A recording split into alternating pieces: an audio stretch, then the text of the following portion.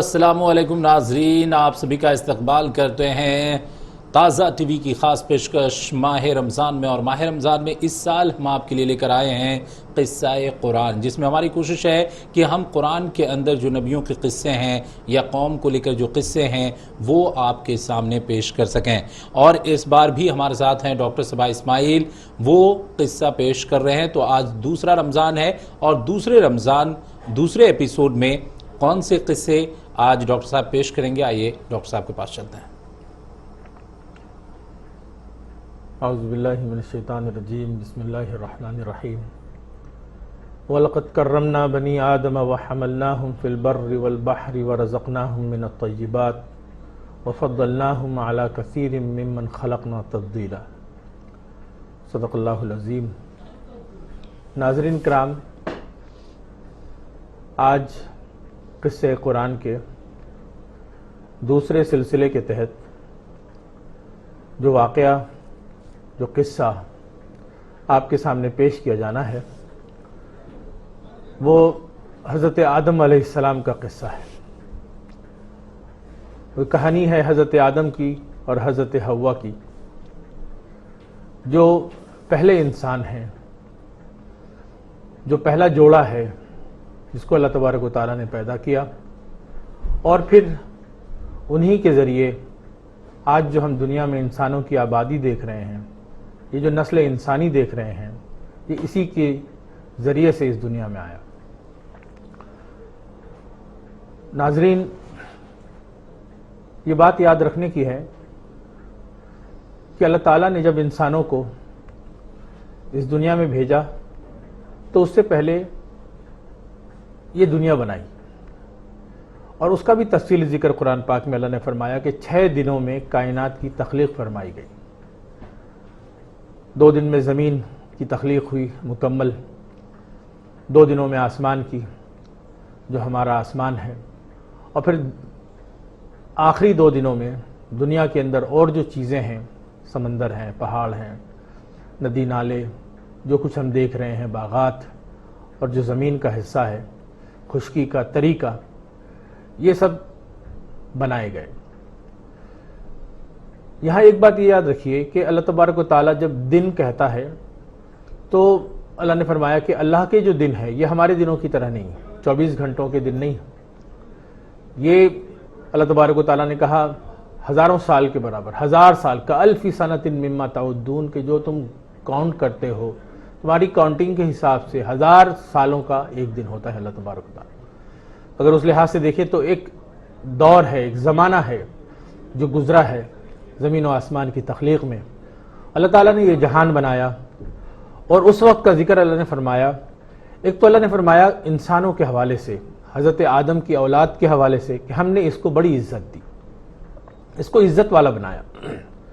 اور اس کو مکرم کیا، اور بر و بحر میں اس کو پھیلایا،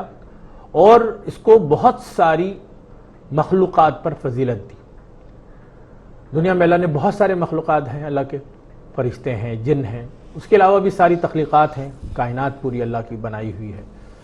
تو اس میں اللہ تبارک و تعالیٰ نے جب انسانوں کو بنانا چاہا اور پہلے انسان کی تخلیق فرمائی تو وہ حضرت آدم علیہ السلام تھے، ہم سب کے والد، ابو البشر، پوری انسانیت کے والد محترم۔ ان کا ذکر قرآن پاک میں 25 مرتبہ آیا ہے، اللہ تبارک و تعالیٰ نے ان کا ذکر کیا،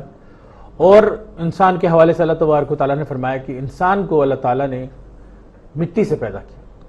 اللہ فرماتا ہے وَلَقَدْ خَلَقْنَا الْإِنسَانَ مِنْ صَلْصَالٍ مِّنْ حَمَإٍ مَّسْنُونٍ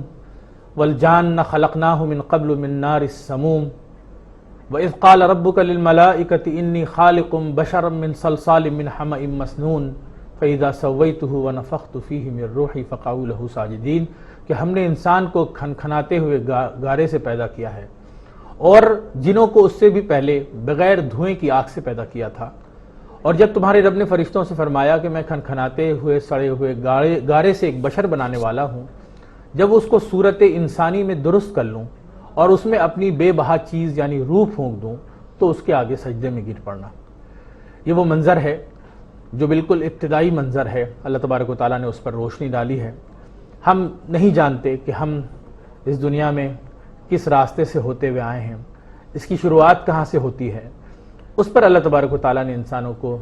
توجہ دلائی ہے، اس کی طرف اس پر روشنی ڈالی ہے اور اس منظر کو اپنے کلام پاک میں بیان فرمایا ہے۔ وہ وقت جب اللہ تبارک و تعالیٰ انسان کو بنانے والا تھا، اس وقت ایک خاص مکالمہ قرآن پاک میں اللہ نے بیان کیا ہے۔ آپ دیکھیں گے کہ سب سے پہلے جس نبی کا ذکر قرآن پاک میں آیا ہے، جو ہم قرآن پاک پڑھتے ہیں، اس میں آپ دیکھیں گے سب سے پہلے حضرت آدم کا ذکر آیا ہے۔ اس منظر کو اللہ نے بیان کیا جب وہ انسانوں کو پیدا کرنے والا تھا۔ اللہ تبارک و تعالیٰ نے فرمایا وَإِذْ قَالَ رَبُّكَ لِلْمَلَائِكَةِ إِنِّي جَاعِلٌ فِي الْأَرْضِ خلیفہ۔ وہ وقت یاد کرو جب تمہارے رب نے فرشتوں سے فرمایا کہ میں زمین میں اپنا نائب بنانے والا ہوں، خلیفہ بنانے والا ہوں، جانشین بنانے والا ہوں۔ تو فرشتوں نے کہا کہ کیا تو اس میں ایسے شخص کو نائب بنانا چاہتا ہے جو خرابیاں کریں گے، خون پھیلائیں گے، اور ہم تیری تعریف کے ساتھ تسبیح و تقدیس کر رہے ہیں، تیری حمد و ثنا بیان کر رہے ہیں، پھر اس کو بنانے کی کیا ضرورت ہے؟ ہم اس کا مقصد نہیں سمجھ پائے، انسانوں کی تخلیق کا مقصد کیا ہے؟ تو اللہ نے فرمایا انی اعلم ما لا تعلمون، کہ جو میں جانتا ہوں وہ تم نہیں جانتے۔ تو اللہ تبارک و تعالیٰ نے انسانوں کو بنایا، اور پھر اللہ تبارک و تعالیٰ نے حضرت آدم کو سب سے پہلے بنانے کے بعد ان کو تعلیم دی، علم دیا۔ سب سے پہلی چیز جو انسان کو ملی، اسی لیے ہم جانتے ہیں اور ساری آسمانی کتابیں یہ بتاتی ہیں،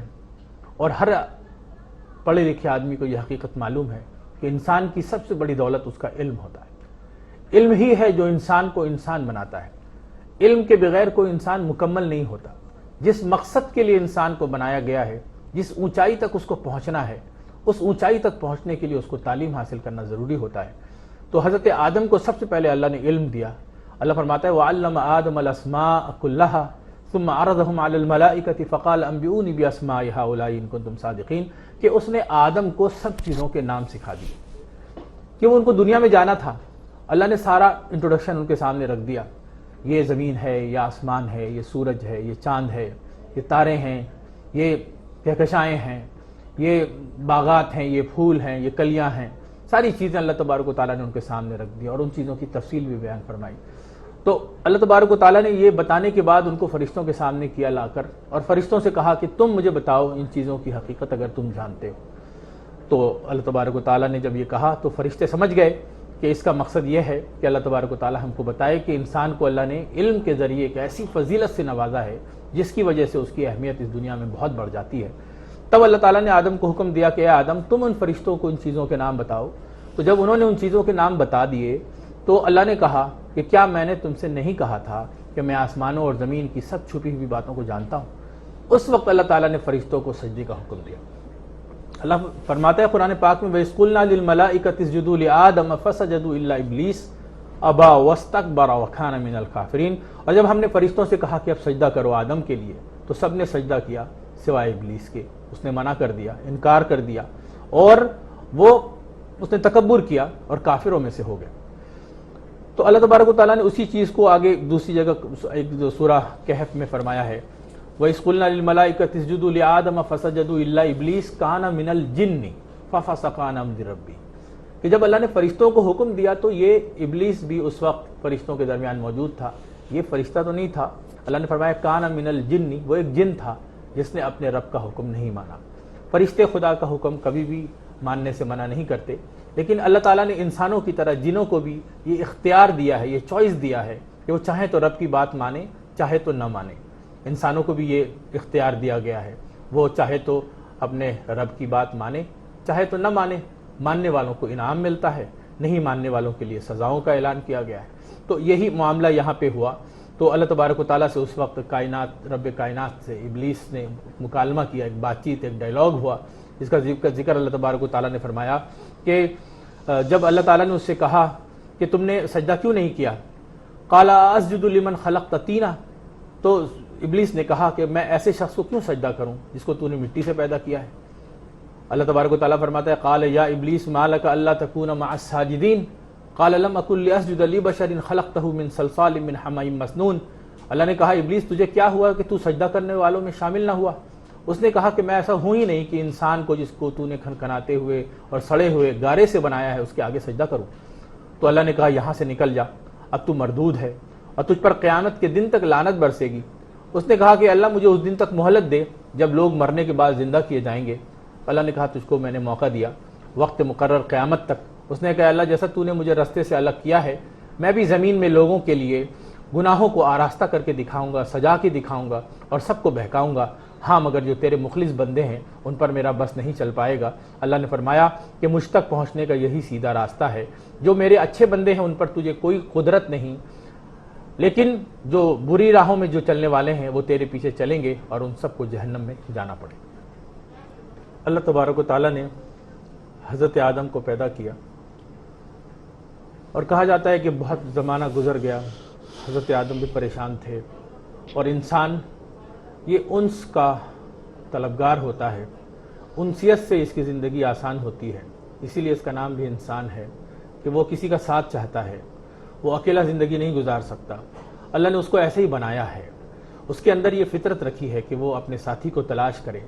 تو اللہ تعالیٰ نے حضرت آدم کو ان کا ساتھی عطا کیا اور انہی میں سے ان کا جوڑا بنایا. قرآن پاک میں اس کا ذکر سورہ نساء کی پہلی آیت میں اس طرح اللہ تبارک و تعالیٰ نے کیا ہے کہ یا ایھا الناس اتقوا ربکم الذی خلقکم من نفس واحدہ وخلق منہا زوجہا وبث منہما رجالا کثیرا ونساء. کہ اے لوگو اپنے رب سے ڈرو جس نے تم کو ایک شخص سے پیدا کیا, یعنی اول سے اس کا جوڑا بھی بنایا, پھر ان دونوں سے بہت سارے مرد اور عورت پیدا کیے.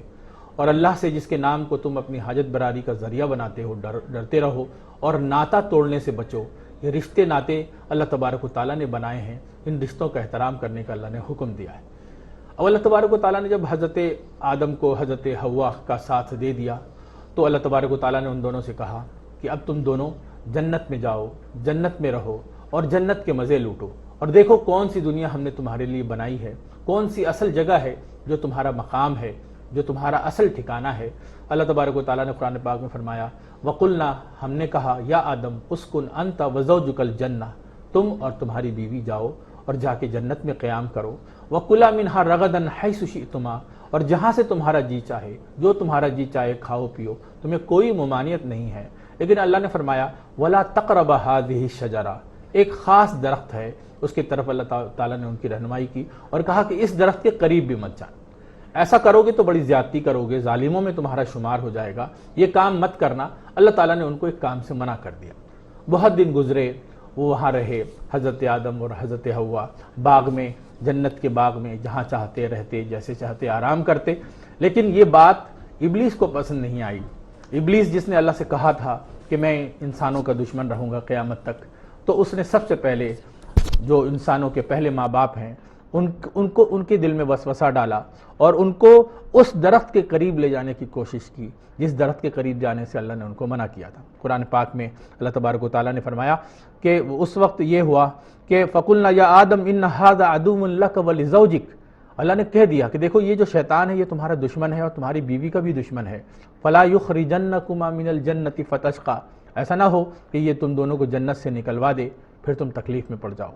تو اللہ تبارک و تعالیٰ فرماتا ہے فَوَسْوَسَ إِلَيْهِ الشَّيْطَانُ, لیکن شیطان نے ان کے دل میں وسوسہ ڈالا, شیطان ان کے پیچھے پڑ گیا اور اس نے کہا کہ اے آدم بھلا میں تمہیں ایسا درخت بتاؤں جو تم کو ایک ایسی زندگی دے جو کبھی ختم ہونے والی نہیں ہے اور ایسی بادشاہت ملے جو کبھی زائل ہونے والی نہ ہو.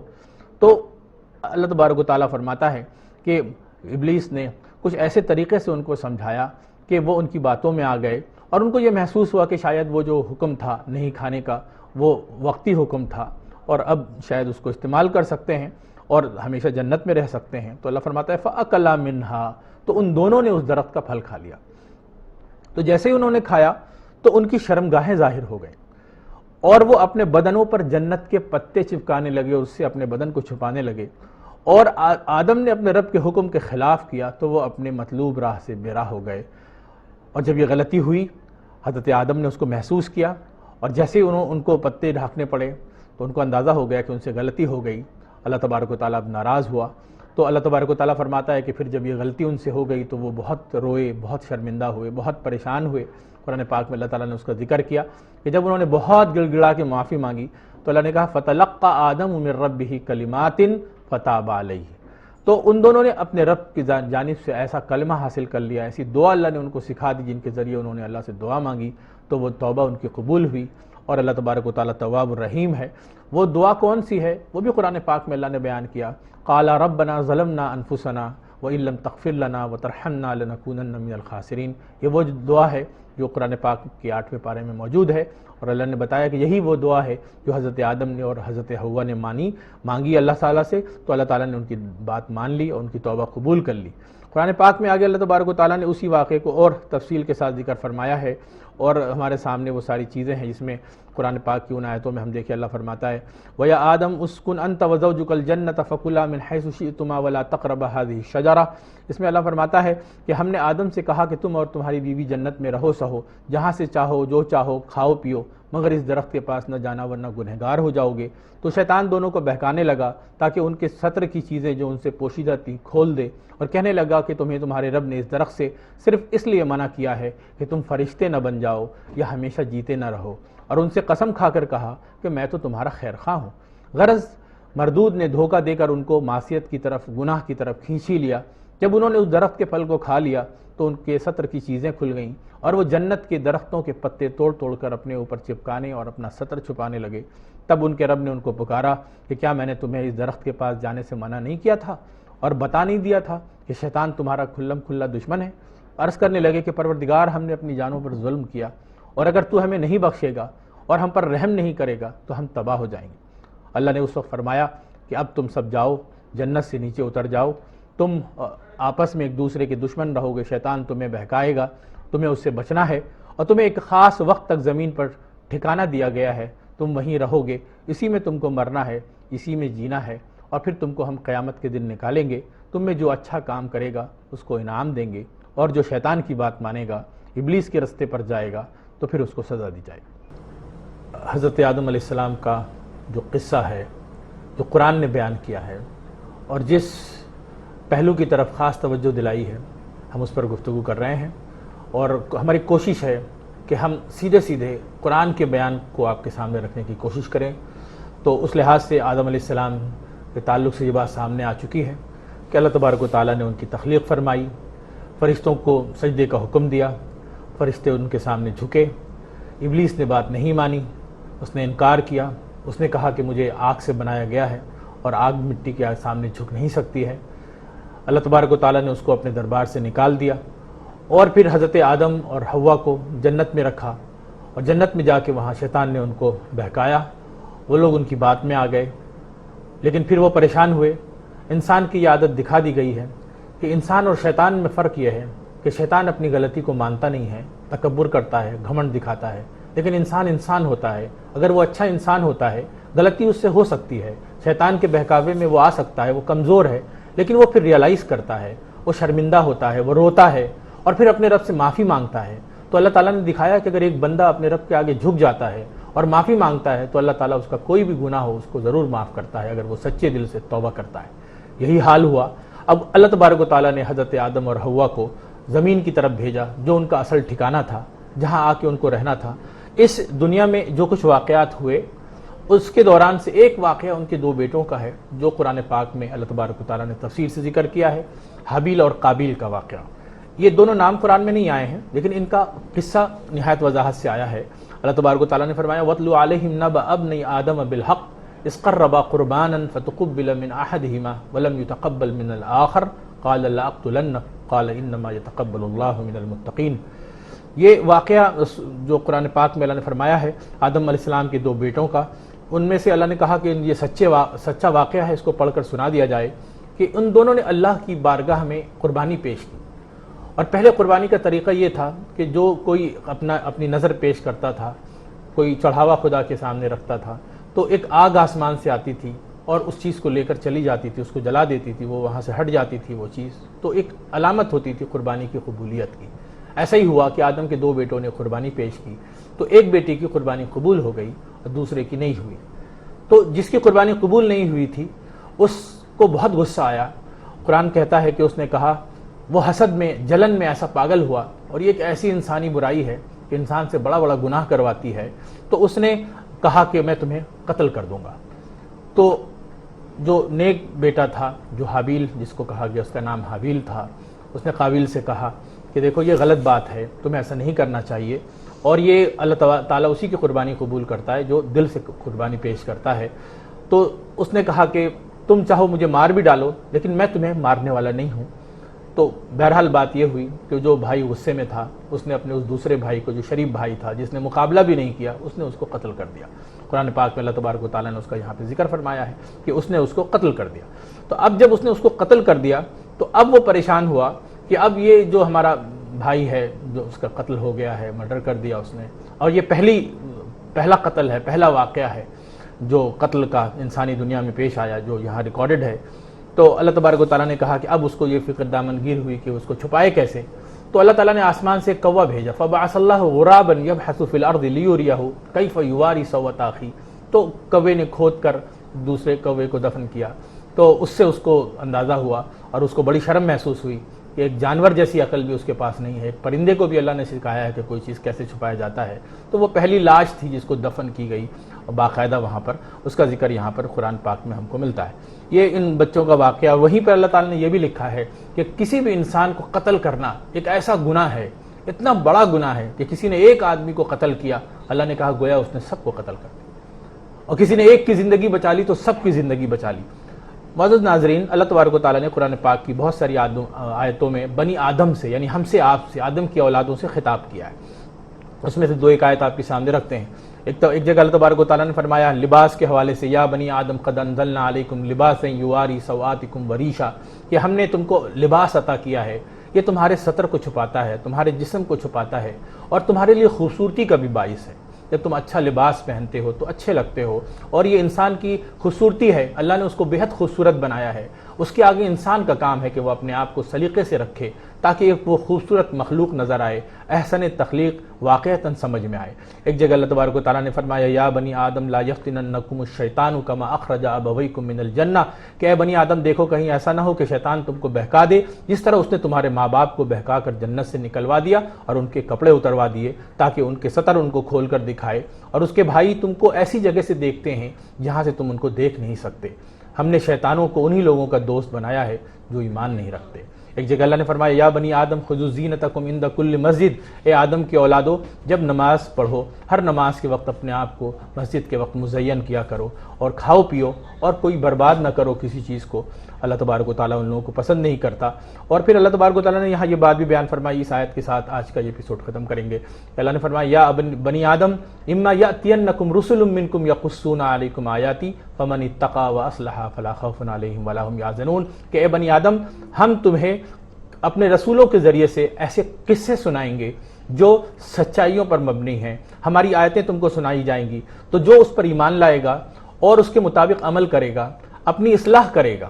جو فمن اتقی واصلح، جو تقوی اختیار کرے گا اور اصلاح کرے گا، فلا خوف علیہم ولا هم یحزنون، تو ان کو کوئی خوف نہیں ہوگا، کوئی غم نہیں ہوگا۔ دنیا میں دو چیزیں ہوتی ہیں ناظرین، کچھ چیزیں جو کھو جاتی ہیں ہمیں ان کا دکھ ہوتا ہے، کچھ چیزیں جو ابھی ہمارے سامنے نہیں آئیں اس کے لیے ہم ڈرتے ہیں، وسوسہ ہوتا ہے، خدشہ ہوتا ہے، اندیشہ ہوتا ہے۔ اللہ نے فرمایا کہ اگر ایک انسان صحیح راستے پہ رہے تو اس کو کسی چیز کے جانے کا کوئی دکھ بھی نہیں ہوگا، اور آنے والے دنوں میں اس کو کوئی ڈر بھی نہیں ہوگا۔